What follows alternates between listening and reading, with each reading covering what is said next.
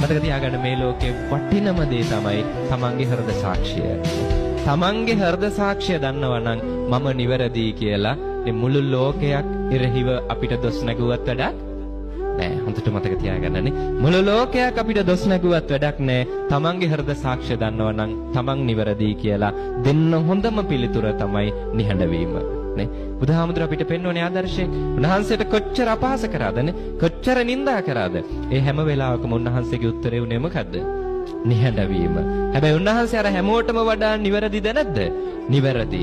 අර හැමෝටම වඩා පිවිතුරුයි. නේ අර හැමෝටම වඩා නිකලෙස්. නේ ඒ වුණාට උන්වහන්සේ කලබල වුණේ නෑ. එකම උත්තරේ මොකද්ද? නිහඬ වීම.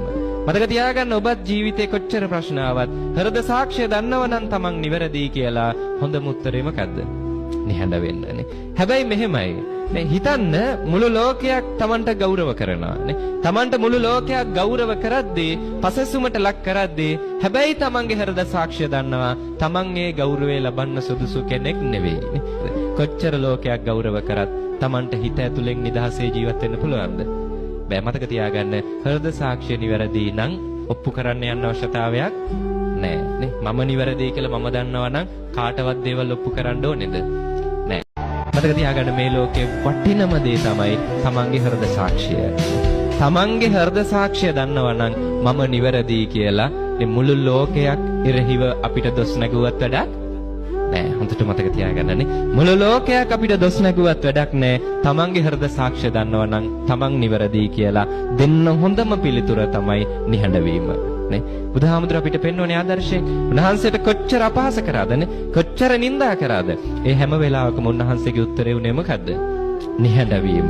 හැබැයි උන්වහන්සේ අර හැමෝටම වඩා නිවැරදිද නැද්ද?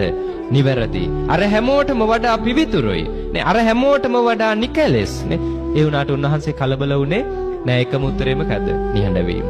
මතක තියාගන්න ඔබත් ජීවිතේ කොච්චර ප්‍රශ්න ආවත් හෘද සාක්ෂිය දන්නව නම් තමන් නිවැරදි කියලා හොඳම උත්තරේ මොකද්ද?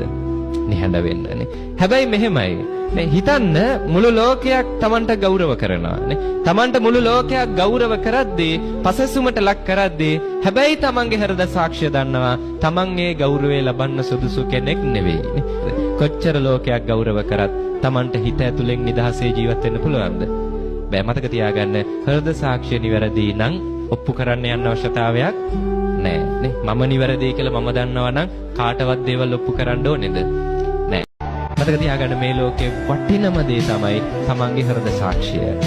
තමන්ගේ හෘද සාක්ෂිය දන්නවා නම් මම නිවැරදි කියලා මේ මුළු ලෝකයක් ඉරහිව අපිට දොස් නැගුවත් වැඩක් නෑ. හොඳට මතක තියාගන්න.